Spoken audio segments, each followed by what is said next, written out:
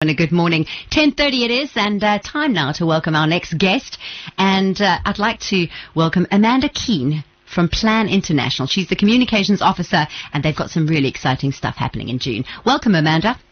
Good morning, Helen. Thank you so much for having me on. Oh, it's a pleasure. I'm so excited to talk about the event for June and everything. So before we talk about the event, who are Plan International for people who don't know? Of course. So Plan International is a development and humanitarian organisation.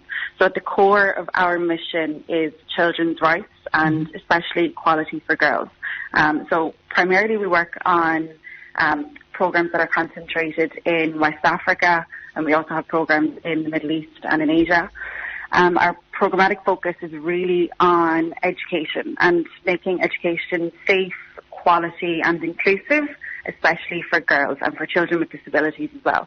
So in West Africa and the Sahel region, the majority of our programs are based in countries, that are experiencing extreme levels of poverty, conflict and displacement, food insecurity, climate change, and are grappling with underdeveloped infrastructure as well. So our aim really is to lift people out of poverty, ensure that children can reach their full potential, especially girls.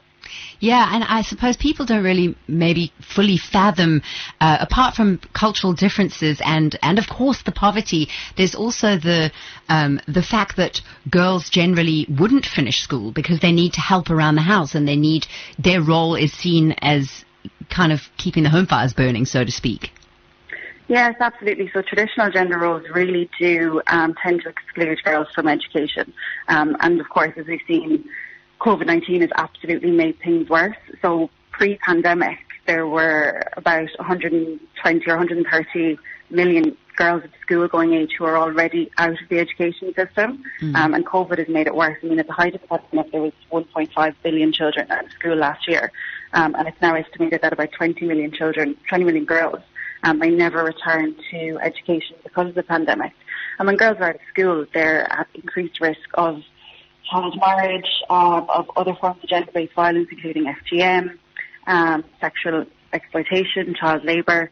And when girls are out of school, they are absolutely expected to take on more of the burden and the housework in their family homes and to help out parents with income-generating activities. What age are we talking, Amanda? What kind of age girl are we talking?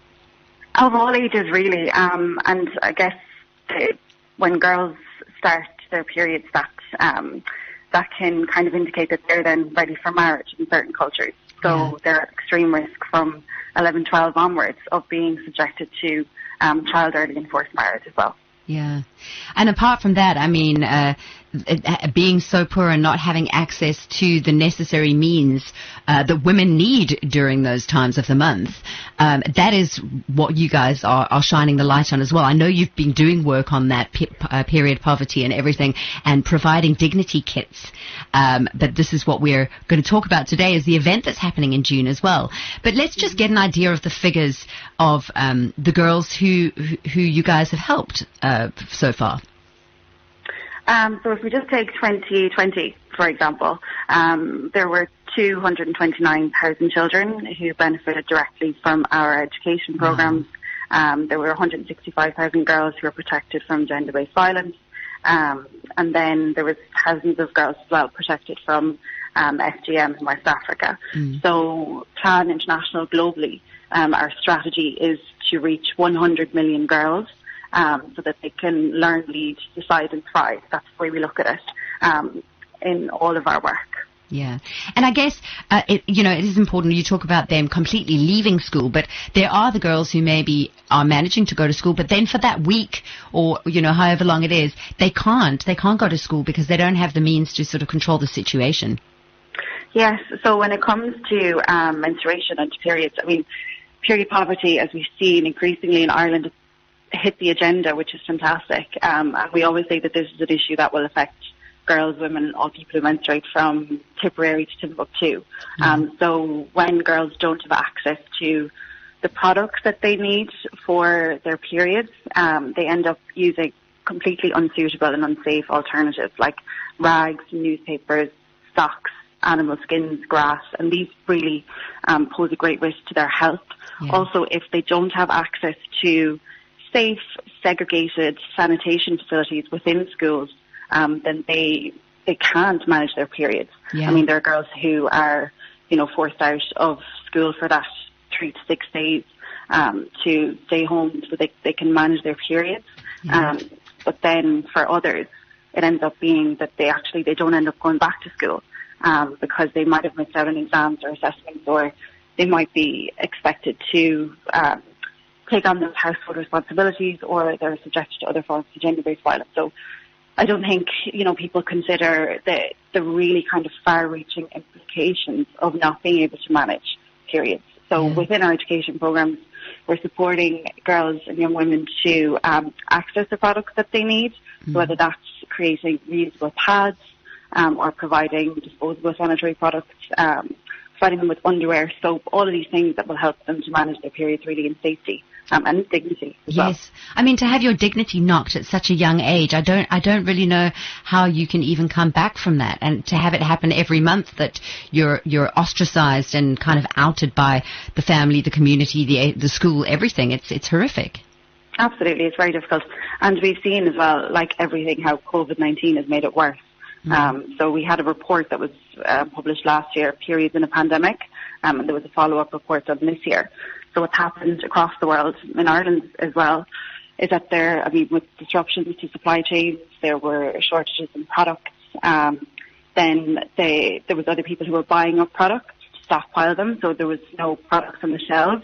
The prices increased, and then as well in certain areas of the world, sanitation and hygiene facilities were rediverted to prevent the spread of COVID-19, so girls couldn't access those fundamental facilities that they needed to be able to manage their period. Yeah. So again, COVID has just made it even more difficult. It almost seems like it's pulled the rug out from under you guys. All the good work that you've done, you're kind of taking 10 steps backwards. There's been such a rollback, I think, really in all forms of rights for girls and women, and just such an increase as well in gender-based violence globally. I think that the goals that have been set, like the Sustainable Development Goals, in reaching gender equality across the world, there's been a huge rollback on that across the world, and that is absolutely our focus now, is the recovery and the response and the building of resilience as well in communities across the world, so that they can build back better from COVID-19. Not the same as it was before, but even better. That's a brilliant idea. But now people can get involved because Plan International Ireland they've got an event happening this month, a cycle event called the Menstrual Cycle, very clever, and people can get involved. So if anyone wants to find out how they can get involved and what they can do, it sounds like a really fun event. And I mean, you don't have to be like a Lance Armstrong to be able to take part in this event. You literally can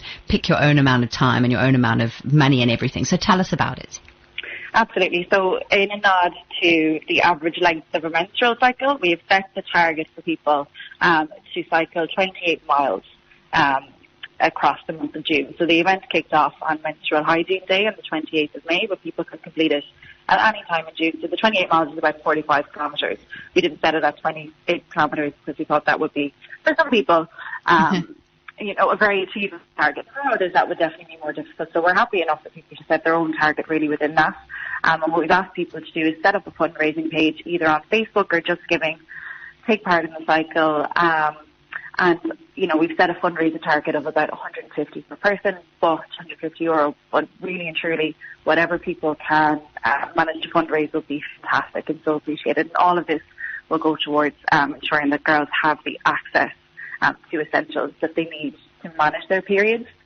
So if anyone wants to find out more, they can visit www.plan.ie/menstrual cycle. It really is easy, and they can register and get a fundraising pack with a T-shirt, and then create their own fundraiser and get people involved and raise as much money as they can with neighbours or people in the office if they're back at work, or family members, or whatever the case may be. Absolutely, and if once the weather is nice, it's easier for people to get out and about and essentially just get on their bikes to help us to combat period poverty. Incredible. So that's happening now. It's menstrualcycleplan.ie is the information, well, where you can find all the information. And also, if they check out the website, if they're just kind of going, oh, I don't want to cycle and I don't want to do that, they do have the opportunity as well to sponsor a child or donate. So with sponsoring children, that is one of our core programs globally, really. So people can sign up